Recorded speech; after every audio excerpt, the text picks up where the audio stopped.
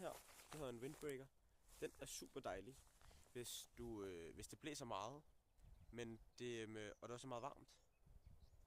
Men der faktisk ikke er så høje bølger, så den er virkelig god, fordi den stopper al vind, og den er ikke varm.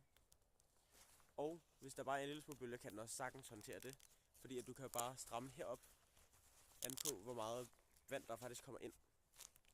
Og så kan du gøre det samme i enderne. Så man kan faktisk også bruge den, hvis der er meget bølger. Men så tror jeg bare, at jeg vil bruge noget lidt stærkere end den her. Fordi at det er ikke så godt, hvis den hele tiden bliver plasket af 5 meter høje bølger. Det næste, jeg gerne vil præsentere jer for, det er sådan en her. Det ligner lidt en balletkjole, men den skal så simpelthen sidde her og dække overfor, hvor man kommer til at være. Og det er også super simpelt at tage på. Man skal bare tage den over hovedet og så den ned over kroppen. Så skal man faktisk bare tage elastikken rundt om her, hele vejen rundt.